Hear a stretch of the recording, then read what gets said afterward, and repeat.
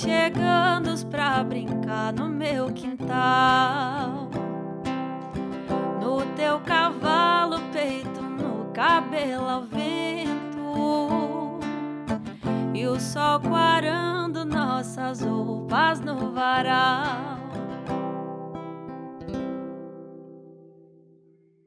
Boa noite.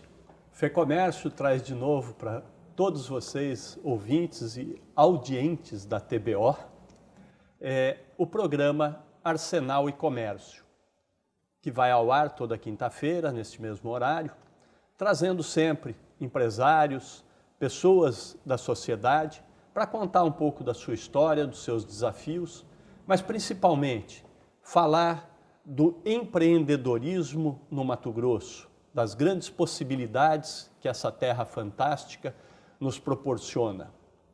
A gente abre o programa de hoje lembrando Benjamin Franklin, o inventor do para-raios, um grande estadista e cientista americano, que num determinado momento da sua vida, ele disse o seguinte: a cerveja é a prova de que Deus nos ama e nos quer ver felizes. E a gente abre assim porque hoje o convidado para a nossa sala de visitas é Gregório Ballarotti, proprietário da cervejaria Louvada aqui do Mato Grosso. Gregório, boa noite.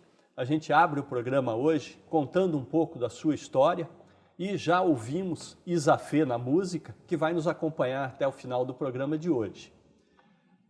Para a gente começar, Gregório, primeiro, Gregório Ballarotti, eu queria ouvir um pouco da história do Gregório. Conta para nós, né, porque é uma pessoa jovem também, mas um grande empresário aqui no Mato Grosso já, e reconhecido com premiações em vários lugares. Eu lembro Ballarotti, um sobrenome que era muito comum, chamava muito atenção lá no Paraná, né, quando a gente veio de lá, e aqui eu não tinha escutado ainda. Tem alguma relação com isso? Da onde é a sua família? Conta a sua história para nós. Tá, ok. Boa noite, Rissado. Boa noite a todos. Parente, primo do meu avô. Perfeito, então, perfeito. Eles tinham uma loja de material de construção Isso, lá. uma grande loja lá no Paraná. Quando eu mudei para Cuiabá, conversando, comprando coisa de material de construção, eles falaram que ela já existiu aqui em Cuiabá também durante um breve período lá. Eu não sei, então estou vendendo pelo que eu comprei, tá? Eu sou nascido no norte do Paraná, numa pequena cidade chamada Loanda. Minha mãe trabalhava no Banco do Brasil, então ela se mudou para lá, né, naquela época. Conheceu meu pai lá e aí resolveram mudar para o Mato Grosso em 82, 83, eu tinha 1 ano. Fui criado em Rondonópolis e vim para Cuiabá em 2009. Eu e alguns amigos, nós montamos um escritório de investimento, a gente trabalhava com o mercado financeiro. E por volta de 2013, 2014, a gente viu que a gente ia passar por uma outra grande crise no mercado financeiro, né, que o déficit público estava muito alto e assim por diante. Numa reunião a gente conversou, falou, pessoal, vamos ver se a gente consegue, a gente tem capital humano, tem capital porque a empresa existe, vamos diversificar, montar um outro negócio, porque talvez esse nosso aqui vai passar por alguns anos de dificuldade, né? Todos concordaram, a gente decidiu montar uma fábrica de cerveja artesanal, a gente já conhecia, já fazia em casa alguma coisa. No sul do país era um movimento que estava começando. Muito grande, nos Estados Unidos já é uma... no começo o pessoal falava muito, tá na moda, né? Eu falei, tá nos Estados Unidos na moda faz 100 anos, né? Então eu acho que é uma moda que fica, né? O americano costuma muito isso, né? Ele tem esse hábito, vamos dizer assim, muitas pessoas fazem a cerveja na própria garagem, né? Sim, com poucas garrafas e tudo. O caseiro, a gente chama de caseiro, Isso. Paneleiro caseiro, né? O Brasil tem também essa cultura, né? Obviamente não se compara com a dos Estados Unidos, mas tem também um pouco dessa cultura. A gente pegou um pouquinho dela e aí a gente resolveu acreditar aqui no estado nosso. O lado ruim é que tem pouca gente, o lado bom é que é quente. Então ajuda um pouco. Ajuda, né, na fermentação do produto, não, em todo e no o processo, hábito de e também o consumo no hábito é muito de consumo, maior. né, porque ninguém quer ficar em casa com 40 graus 8 da noite, né? Então o pessoal sai de casa. E o que ajudou muito a gente nos últimos anos, a empresa é nova, né, tem 6 anos, a gente fez 6 anos em novembro do ano passado, então 6 anos e alguns meses. O que ajudou muito a gente foi a pujança do agronegócio nos últimos anos, que inclusive na época da pandemia, apesar dos fechamentos, lockdown, que a gente sofreu um pouco com isso também, mas a economia respondeu rápido, né? Assim que felizmente diminuiu todo o cenário, a economia respondeu rápido, então assim, o Mato Grosso, apesar de ter pouca população, quem está aqui hoje tem que ficar feliz que é uma economia bem pujante se a gente comparar com o resto do país. É algo que tem chamado a atenção, a gente tem a própria FEComércio, tem prestado muita atenção nisso, o Instituto de Pesquisa da Federação trabalha muito atento a isso e a gente tem observado justamente o que você colocou, né?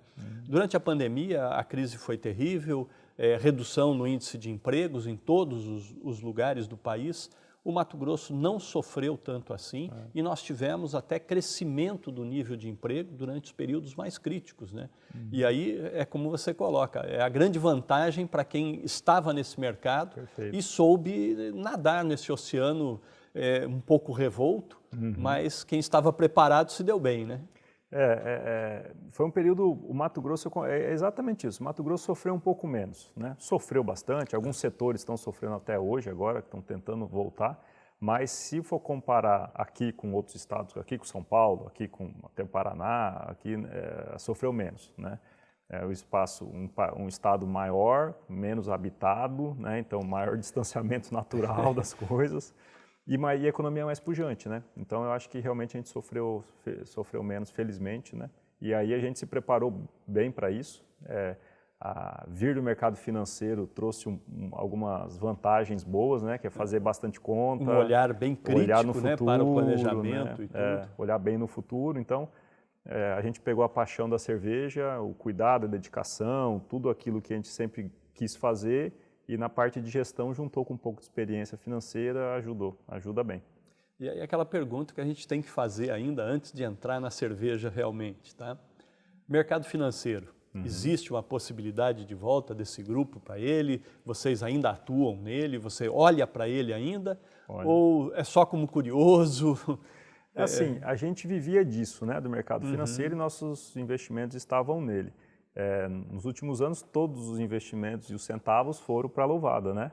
E pelos próximos anos continuarão indo, inclusive está o nosso acordo de acionista lá, a gente não pode tirar lucro do negócio, tem que reinvestir pelos próximos 5 anos. Mas a gente não para de olhar para o mercado financeiro, né? O câmbio influencia muito nossos produtos, o malte é nacional, mas é uma commodity com preço internacional. O lúpulo é importado, então a gente tem que estar sempre olhando, pelo menos no câmbio, como está a taxa de juros, para saber se faz um hedge, não faz um hedge, está na hora de comprar, espera mais um pouco. Então, a gente sempre usa um pouco do nosso prévio conhecimento para tentar melhorar a gestão do negócio, né? Apesar de ser, vamos dizer, algo que poderia ser artesanal, né, como as pessoas até costumam dizer, tem que ter conhecimento técnico profundo em todas as áreas, né? Não dá para entrar num negócio. Eu acho que o grande segredo dos negócios é você saber realmente aonde você vai pisar. Eu acho que esse faz a diferença para os empreendedores de hoje, né? O sucesso desse empreendedorismo não é só a vontade, é a vontade e o saber, né? E o estudar, se preparar. E vocês vieram já assim. A gente teve uma situação que aconteceu com a gente que no começo foi muito ruim, mas hoje eu acho que foi um lado bom. Quando nasceu a Louvada, existe uma lei hoje que quem tem uma microcervejaria, uma cervejaria artesanal, você pode se enquadrar no Simples Nacional, que é a tributação mais benéfica do mundo, né? Na verdade, o maior incentivo fiscal do mundo é o Simples Nacional no Brasil, porque não tem nenhum país que cobra 5% de imposto. Todo mundo cobra 25%, 20%. Né? O Brasil ele tem o melhor benefício, depois você vira o pior, né? Então, esse que é o problema, não tem o meio termo, né? Só que na nossa época não podia ter o Simples Nacional. Você já tinha que nascer no lucro presumido ou no lucro real. Então, a gente já nasceu bem estruturado e fazendo bastante conta. E a gente não teve nem essa dúvida, será que eu vou sair do Simples um dia? Porque a saída do Simples para o lucro real é uma pancada. É todo um fôlego muito E você aumenta grande, né? muito o seu imposto. Então, a gente já nasceu assim. Então, a gente já nasceu bem estruturado. E o Brasil, a questão do Simples, facilita muito a vida dos empreendedores que, a certo ponto, chegam a descuidar da gestão. Que é o maior problema, né? Você vai fazer hambúrguer, você tem que fazer um ótimo hambúrguer, mas você tem que ter gestão. Se não tiver gestão, você vai quebrar daqui 2 anos, né? Então, isso é importante. E o pessoal deixa de lado isso um pouco, né? Eu acho que essa parte... inclusive, eu brinco muito nas escolas, né? Por que não tem educação financeira no ensino básico? É inacreditável isso, né?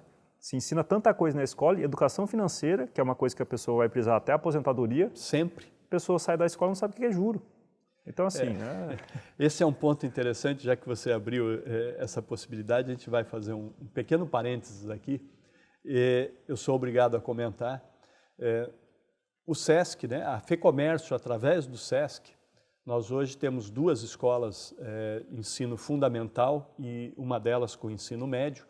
Em Cuiabá e em Rondonópolis são mais de 1.200 alunos e faz parte do nosso currículo dentro desta escola empreendedorismo. Então, desde o primeiro ano do ensino fundamental até o último ano do ensino médio, os alunos têm uma matéria que a gente chama de empreendedorismo, onde cada um deles, isso foi desenvolvido, toda a rotina pedagógica, para que eles aprendam a empreender, a criar uma empresa e a administrar isso aí. Então aprendem a comprar, a vender, a fabricar, fazer conta, tá? Fazer muita conta e criar produtos, né? Porque a gente acha realmente que isso é fundamental. Nós não podemos ter um país de empreendedores se a gente não ensinar a fazer conta, né? Não ensinar a planejar. Cai na estatística, né? A gestão é fundamental para qualquer negócio. Inclusive a vida pessoal, casamento, principalmente, tudo, né? Porque o casamento é maravilhoso, tá? Enquanto as contas estão em dia. Quando o fluxo de caixa é positivo, deixa faltar dinheiro para ver como é que fica a confusão dentro de casa. Exatamente. Tá?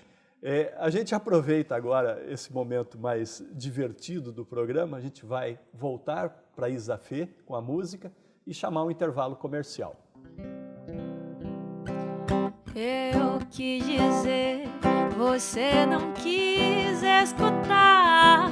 Agora não peça, não me faça promessas. Eu não quero saber, nem quero acreditar que vai ser diferente, que tudo mudou.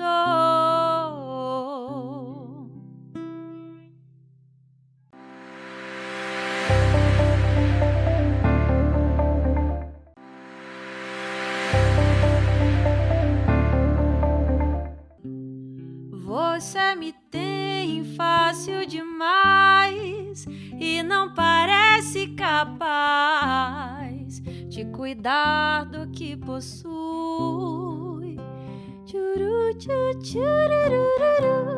Você sorriu e me propôs que eu te deixasse em paz. Me disse vai, eu não fui.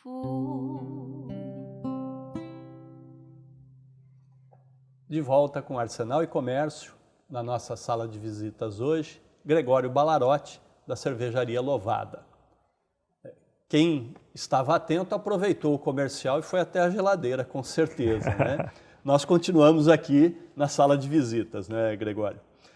A gente falou no bloco anterior aí um pouco desse empreendedorismo, desse preparo em relação à gestão para se poder fazer negócios.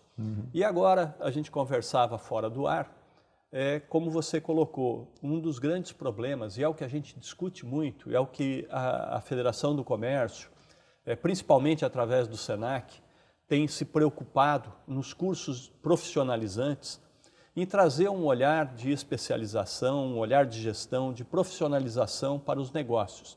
E você falava exatamente isso, né? Muita gente se estabelece, mas de uma forma ainda amadora. E ele vai continuar sempre pequeno. Isso nunca passou pela cabeça de vocês, né? Desde a época, vamos dizer, que você brincou em fazer cerveja em casa, ou coisa desse tipo, como você colocava, que na América se faz muito, né? Vocês com certeza devem ter feito isso aqui, mas nunca se imaginou a Louvada como uma empresa amadora. Não. A gente começou sempre com a ideia de impactar o maior número de pessoas possíveis, tanto dentro da nossa empresa quanto fora da nossa empresa, né? Tem uma cerveja europeia que uma das ideias dela é difundir a cultura cervejeira, né? A nossa ideia é levar cerveja boa para o maior número de pessoas possíveis. Então, se você é informal, se você não tem profissionalismo, você não consegue crescer. E você só consegue atingir mais pessoas crescendo. Porque você cresce, você dilui seu custo fixo, você consegue comprar melhor do seu fornecedor e você consegue oferecer um preço mais acessível para o seu cliente. E aí você consegue atingir seu objetivo, que é levar uma boa cerveja para mais pessoas. E não tem como crescer se você for informal. Você pode ir até um certo tamanho, uma hora o fisco vai chegar e falar, amigão, agora você está me devendo isso aqui, o cara quebra a empresa dele. Até porque ele fez todo o planejamento dele de custo, de estratégia, com um custo mentiroso, né? Porque era um custo sem imposto. Então, a gente nasceu querendo fazer o correto, ser o correto e atingir mais pessoas, tanto internamente, né, que são as pessoas que trabalham com a gente, quanto levar um produto bom e levar essa cultura que é um pouco discriminada no Brasil, né? Entender o que é a história da cerveja. A gente vê o Brasil hoje, cerveja é um produto para fazer festa, né?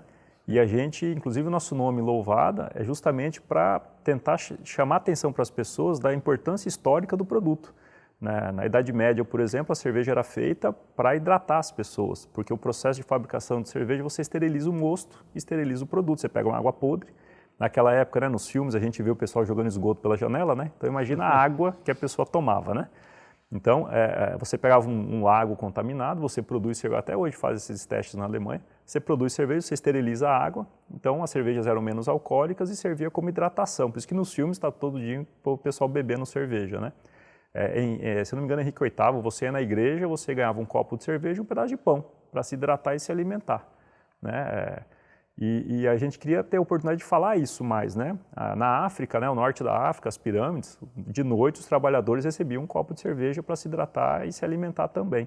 Então, assim, o nome Louvada foi justamente para a gente ter a oportunidade de explicar a importância do produto na evolução da sociedade. E não só como um produto de festa, mas como um produto que foi tratado como um alimento durante muito tempo, né?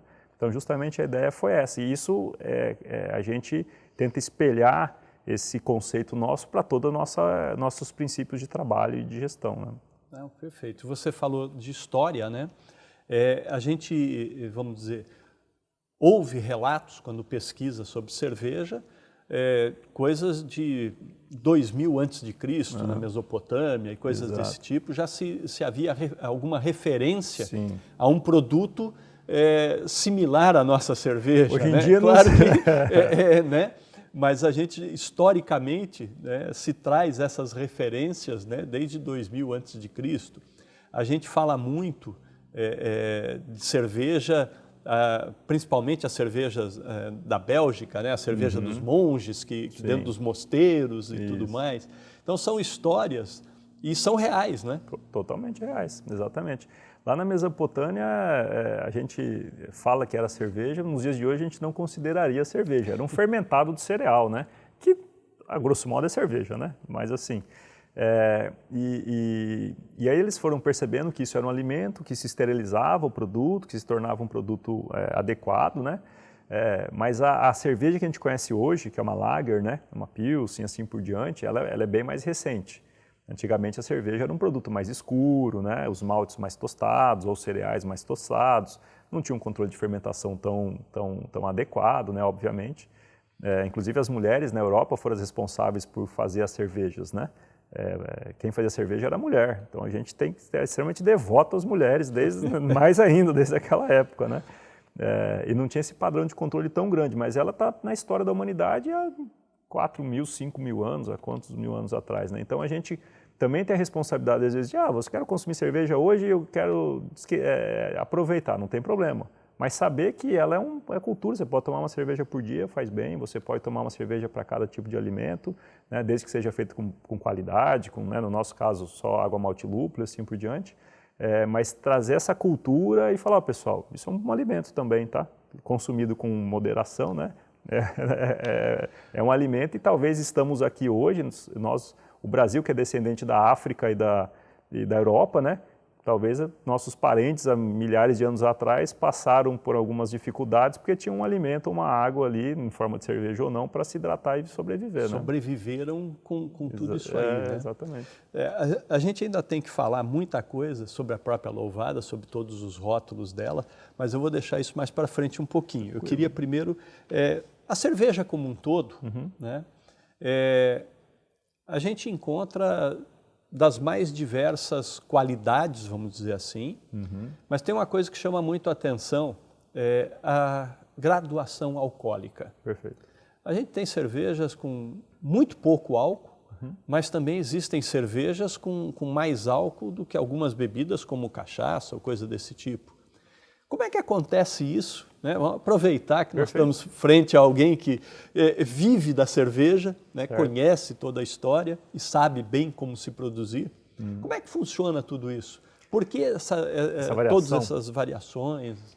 Hoje existem mais de 160 estilos de cerveja, né? Então a gente chama de estilos, né? O pessoal fala sabor, qualidade, etc. O nome técnico seria estilos de cerveja. Isso é um livro, tem o BJCP, tem o BA, que são livros que são diretrizes denominando o que cada tipo de cerveja é e como ela deve ser.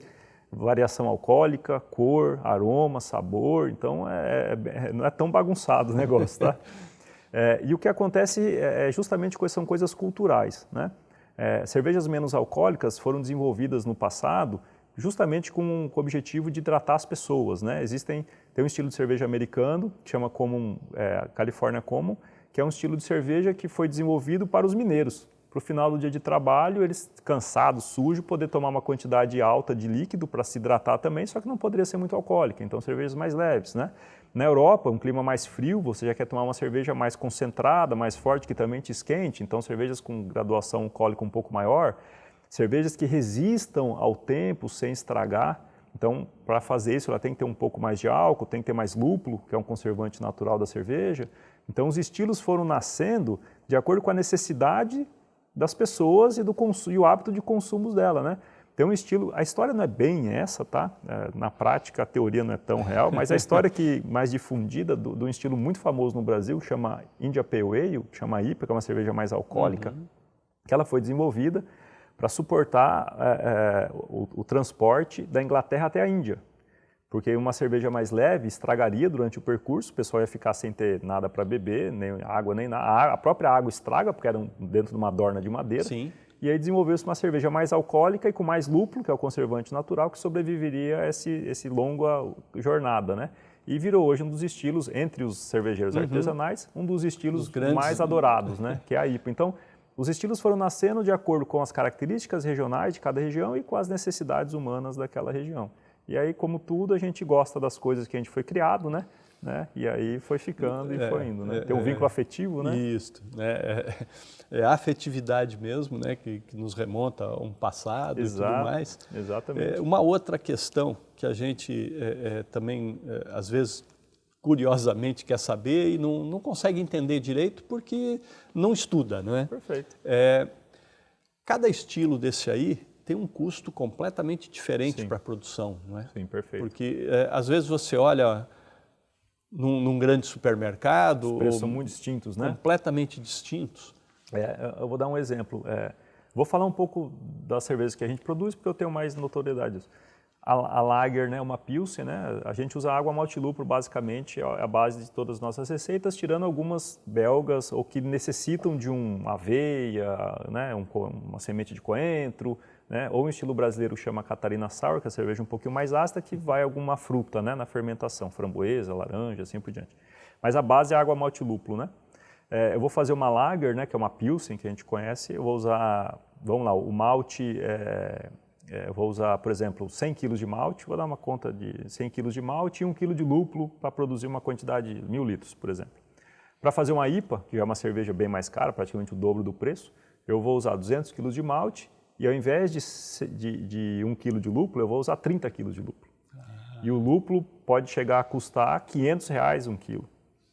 Então, é isso. Aí você multiplica vezes 30 o custo só do lúpulo, dobra o custo do malte, né? E aí você já vai descobrindo por que uma é bem mais cara que a outra.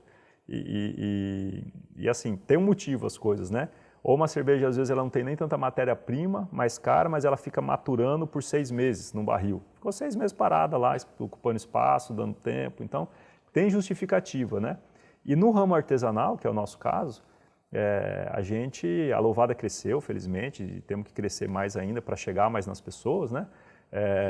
Mas ainda assim, o custo da embalagem para a gente, porque comparando com as grandes cervejarias, a gente é nada, né? É 0,001% lá. Então, quando a gente liga no fornecedor de garrafa para fazer uma compra, ele nem fala com a gente. Eu quero fazer um contrato. Não, contrato você tem que comprar 5 milhões por mês lá de produto, eu faço um contrato com você. Então, assim, a distorção, então o rótulo para a gente é mais caro, a garrafa é mais cara, a tampa é mais cara. Então, comparando com o comercial, a questão do volume impacta bastante nos custos, né? Mas dentre os estilos, basicamente é matéria-prima. Matéria-prima impacta bastante nisso aí. Perfeito, Gregório. A gente vai chamar mais um intervalo comercial e volta em seguida. Talvez não seja nessa vida ainda, mas você ainda vai ser a minha vida. Então a gente vai fugir pro mar. Eu vou pedir pra namorar. Você vai me dizer que vai pensar, mas no fim vai deixar.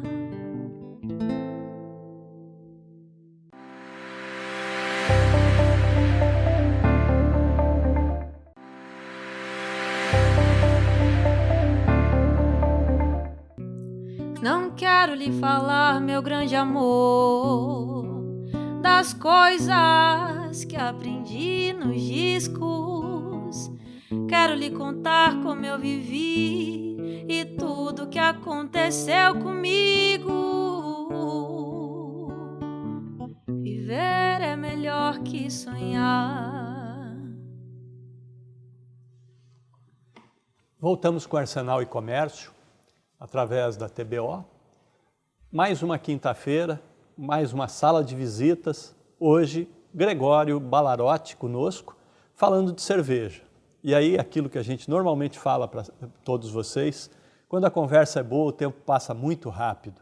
E falar de cerveja, o tempo a gente nem vê passar, né? Melhor só com uma do lado, né? Mas quem sabe um happy hour após o programa, não é? Faremos.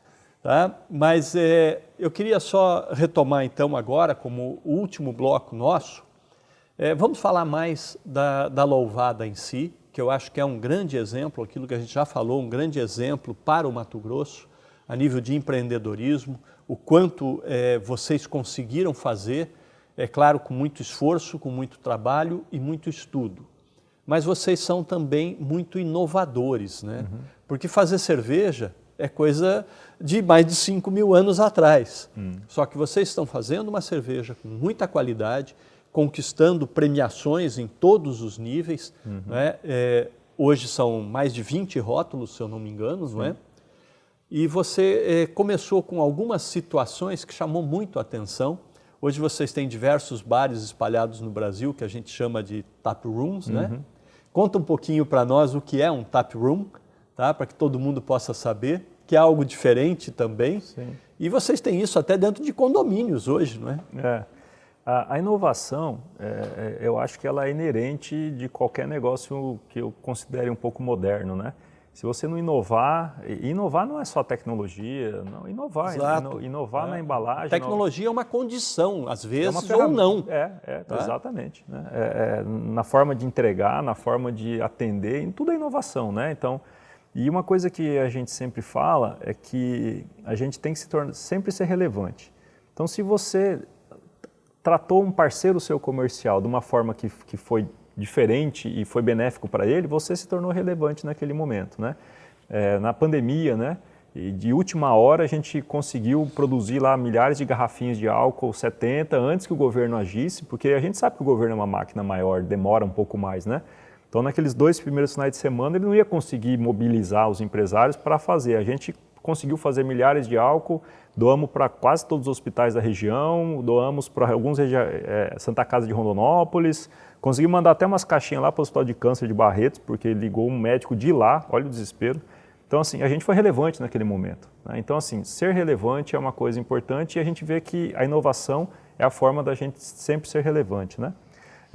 Voltando um pouco à pergunta sua, tap room é um espaço que você tem torneiras. Tap é torneira em inglês, digamos, né? Então, como a gente não tem uma cozinha, não tem uma comida, um chefe de cozinha, a gente só tem os produtos, as cervejas, e aí tem parceiros para cozinhar, virou esse nome tap room, tá? Então, é simples assim. Como a gente tem uma cervejaria e não um restaurante, então a gente foca em lugares que só tem a cerveja, e aí alguns parceiros oferecem comida na região, então essa é a questão do tap room.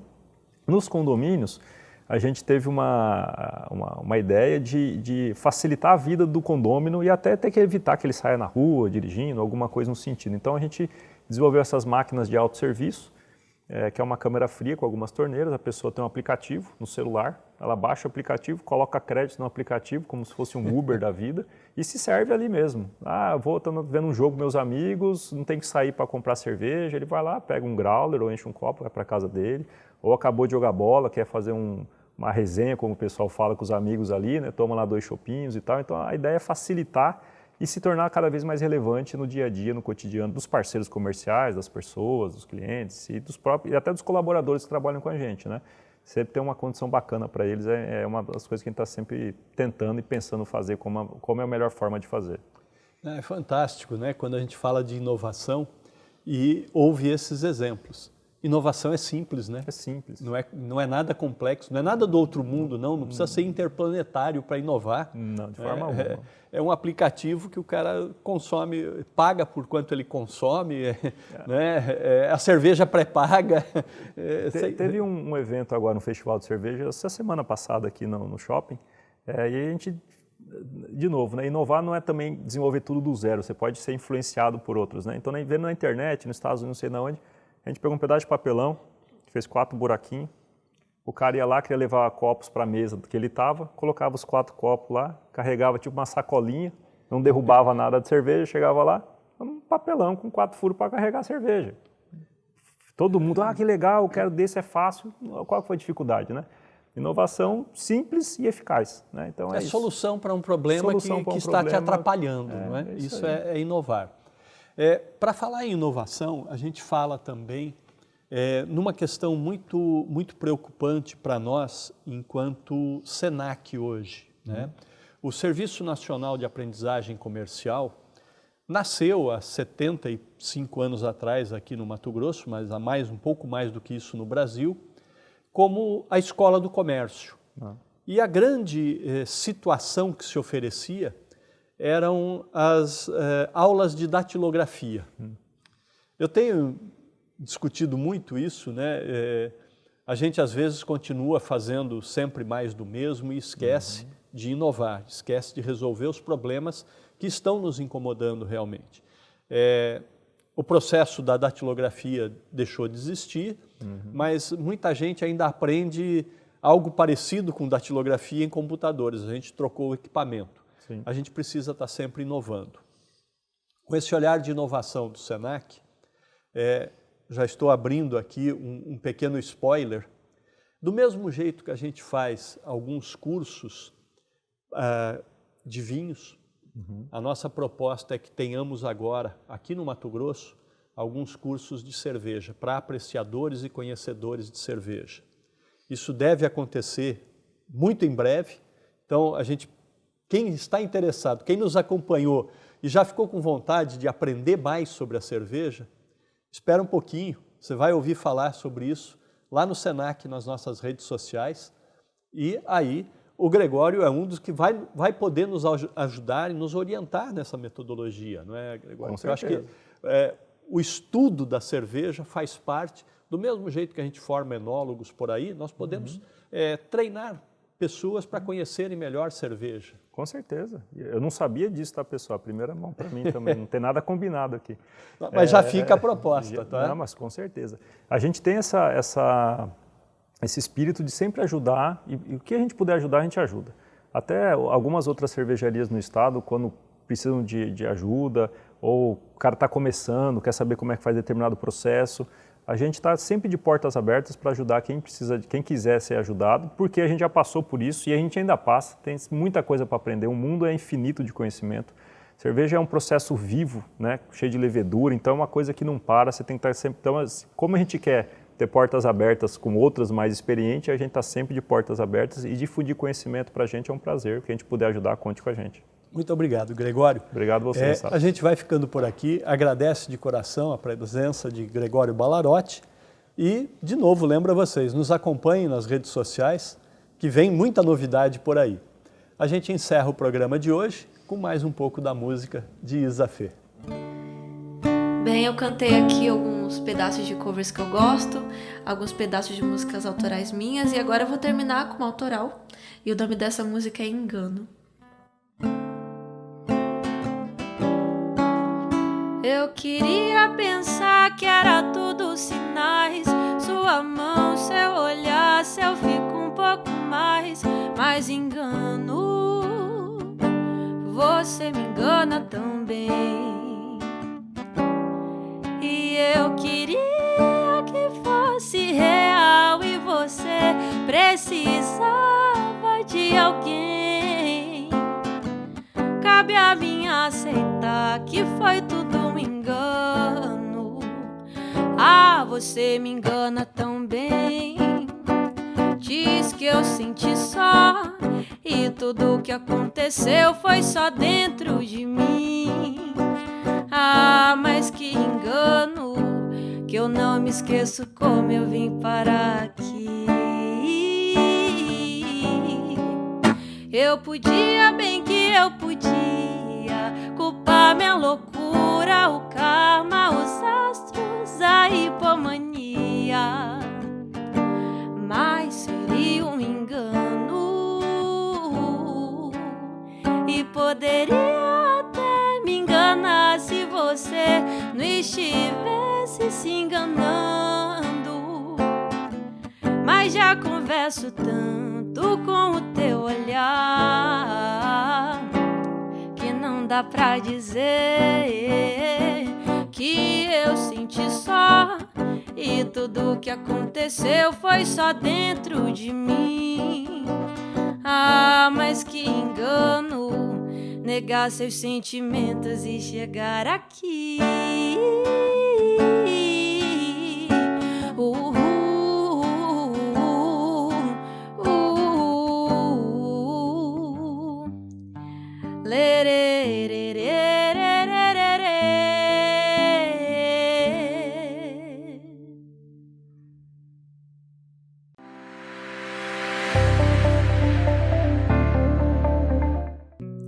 Não quero lhe falar, meu grande amor, das coisas que aprendi nos discos. Quero lhe contar como eu vivi e tudo que aconteceu comigo. Viver é melhor que sonhar. Voltamos com Arsenal e Comércio, através da TBO. Mais uma quinta-feira, mais uma sala de visitas. Hoje, Gregório Ballarotti conosco, falando de cerveja. E aí, aquilo que a gente normalmente fala para todos vocês, quando a conversa é boa, o tempo passa muito rápido. E falar de cerveja, o tempo a gente nem vê passar, né? Melhor só com uma do lado, né? Mas quem sabe um happy hour após o programa, não é? Faremos. Tá? Mas eu queria só retomar então agora, como o último bloco nosso, vamos falar mais da louvada em si, que eu acho que é um grande exemplo, aquilo que a gente já falou, um grande exemplo para o Mato Grosso, a nível de empreendedorismo, o quanto vocês conseguiram fazer, é claro, com muito esforço, com muito trabalho e muito estudo. Mas vocês são também muito inovadores, né? Uhum. Porque fazer cerveja é coisa de mais de 5.000 anos atrás. Só que vocês estão fazendo uma cerveja com muita qualidade, conquistando premiações em todos os níveis. Né? Hoje são mais de 20 rótulos, se eu não me engano, não é? E você começou com algumas situações que chamou muito a atenção. Hoje vocês têm diversos bares espalhados no Brasil, que a gente chama de tap rooms, né? Conta um pouquinho para nós o que é um tap room, tá? Para que todo mundo possa saber, que é algo diferente também. Sim. E vocês têm isso até dentro de condomínios hoje, não é? A inovação, eu acho que ela é inerente de qualquer negócio que eu considere um pouco moderno, né? Se você não inovar não é só tecnologia, não, inovar na embalagem. A tecnologia é uma condição, às vezes, ou não. Tá? Exatamente. Né? Na forma de entregar, na forma de atender, em tudo é inovação, né? Então, e uma coisa que a gente sempre fala é que a gente tem que sempre ser relevante. Então, se você tratou um parceiro seu comercial de uma forma que foi diferente e foi benéfico para ele, você se tornou relevante naquele momento, né? Na pandemia, né? E de última hora a gente conseguiu produzir lá milhares de garrafinhas de álcool 70 antes que o governo agisse, porque a gente sabe que o governo é uma máquina maior, demora um pouco mais, né? Então, naqueles 2 primeiros finais de semana, ele não ia conseguir mobilizar os empresários para fazer. A gente conseguiu fazer milhares de álcool, doamos para quase todos os hospitais da região, doamos para alguns Santa Casa de Rondonópolis, conseguimos mandar até umas caixinhas lá para o Hospital de Câncer de Barretos, porque ligou um médico de lá, olha o desespero. Então, assim, a gente foi relevante naquele momento, né? Então, assim, ser relevante é uma coisa importante e a gente vê que a inovação é a forma da gente sempre ser relevante, né? Voltando um pouco à pergunta sua, tap room é um espaço que você tem torneiras. Tap é torneira em inglês, digamos, né? Então, como a gente não tem uma cozinha, não tem uma comida, um chefe de cozinha, a gente só tem os produtos, as cervejas, e aí tem parceiros para cozinhar, virou esse nome tap room, tá? Então, é simples assim. Como a gente tem uma cervejaria e não um restaurante, então a gente foca em lugares que só tem a cerveja, e aí alguns parceiros oferecem comida na região, então essa é a questão do tap room. Nos condomínios, a gente teve uma ideia de facilitar a vida do condômino e até ter que evitar que ele saia na rua dirigindo, alguma coisa no sentido. Então a gente desenvolveu essas máquinas de autosserviço, que é uma câmera fria com algumas torneiras, a pessoa tem um aplicativo no celular, ela baixa o aplicativo, coloca crédito no aplicativo, como se fosse um Uber da vida, e se serve ali mesmo. Estou vendo um jogo com meus amigos, não tem que sair para comprar cerveja, ele vai lá, pega um growler ou enche um copo, vai para a casa dele, ou acabou de jogar bola, quer fazer uma resenha, como o pessoal fala com os amigos ali, né? Toma lá 2 chopinhos e tal. Então a ideia é facilitar e se tornar cada vez mais relevante no dia a dia, no cotidiano dos parceiros comerciais, das pessoas, dos clientes e e até dos colaboradores que trabalham com a gente, né? Sempre ter uma condição bacana para eles é uma das coisas que a gente está sempre tentando e pensando fazer como é a melhor forma de fazer. É fantástico, né? Quando a gente fala de inovação e ouve esses exemplos. Inovação é simples, né? É simples. Não é nada complexo, não é nada do outro mundo, não precisa ser interplanetário para inovar. Não, de forma alguma. É um aplicativo que o cara consome, paga por quanto ele consome, né? A cerveja pré-paga. Teve um evento agora, um festival de cerveja, essa semana passada aqui no shopping, e a gente, de novo, né? Inovar não é também desenvolver tudo do zero, você pode ser influenciado por outros, né? Então, vendo na internet, nos Estados Unidos, não sei de onde, a gente pegou um pedaço de papelão, fez 4 buraquinhos, o cara ia lá, queria levar copos para a mesa que ele estava, colocava os 4 copos lá, carregava tipo uma sacolinha, não derrubava nada de cerveja, chegava lá, um papelão com 4 furos para carregar a cerveja. Todo mundo, que legal, eu quero desse, é fácil. Qual foi a dificuldade, né? Inovação simples e eficaz, né? Então, é solução para um problema que está te atrapalhando, não é? Isso é inovar. Para falar em inovação, a gente fala também numa questão muito, muito preocupante para nós enquanto SENAC hoje, né? O Serviço Nacional de Aprendizagem Comercial nasceu há 75 anos atrás aqui no Mato Grosso, mas há um pouco mais do que isso no Brasil, como a Escola do Comércio. E a grande situação que se oferecia eram as aulas de datilografia. Eu tenho discutido muito isso, né?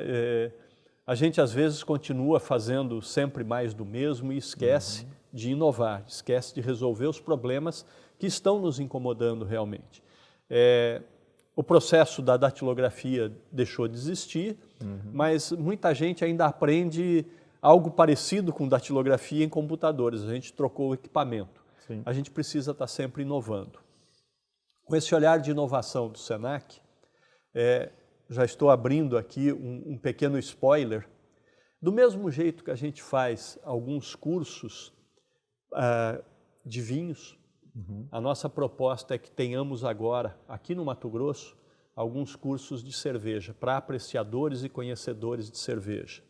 Isso deve acontecer muito em breve, então quem está interessado, quem nos acompanhou e já ficou com vontade de aprender mais sobre a cerveja, espera um pouquinho, você vai ouvir falar sobre isso lá no SENAC, nas nossas redes sociais, e aí o Gregório é um dos que vai poder nos ajudar e nos orientar nessa metodologia, não é, Gregório? Com Eu acho que o estudo da cerveja faz parte, do mesmo jeito que a gente forma enólogos por aí, nós podemos treinar pessoas para conhecerem melhor cerveja. Com certeza. Eu não sabia disso, tá, pessoal? Primeira mão para mim também, não tem nada combinado aqui.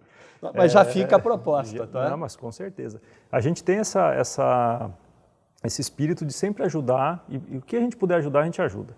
Até algumas outras cervejarias no estado, quando precisam de ajuda, ou o cara está começando, quer saber como é que faz determinado processo, a gente está sempre de portas abertas para ajudar quem quiser ser ajudado, porque a gente já passou por isso e a gente ainda passa, tem muita coisa para aprender, o mundo é infinito de conhecimento. Cerveja é um processo vivo, né, cheio de levedura, então é uma coisa que não para, você tem que estar sempre... Então, como a gente quer ter portas abertas com outras mais experientes, a gente está sempre de portas abertas e difundir conhecimento para a gente é um prazer, que a gente puder ajudar, conte com a gente. Muito obrigado, Gregório. Obrigado a você, A gente vai ficando por aqui, agradece de coração a presença de Gregório Ballarotti e, de novo, lembro a vocês, nos acompanhem nas redes sociais, que vem muita novidade por aí. A gente encerra o programa de hoje com mais um pouco da música de Isa Fê. Bem, eu cantei aqui alguns pedaços de covers que eu gosto, alguns pedaços de músicas autorais minhas, e agora eu vou terminar com uma autoral, e o nome dessa música é Engano. Eu queria pensar que era tudo sinais, sua mão, seu olhar, seu fico um pouco mais, mas engano, você me engana também.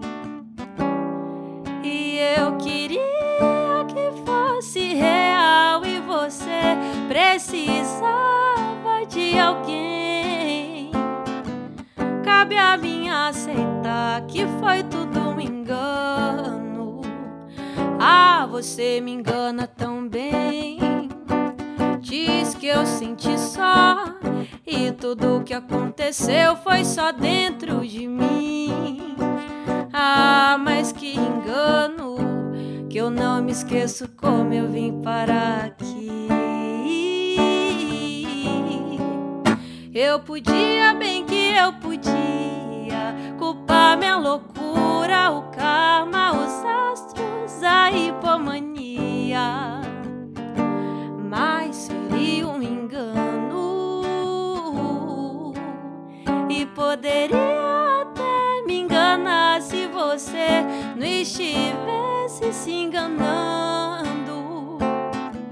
Mas já converso tanto com o teu olhar que não dá pra dizer que eu senti só e tudo que aconteceu foi só dentro de mim. Ah, mas que engano negar seus sentimentos e chegar aqui.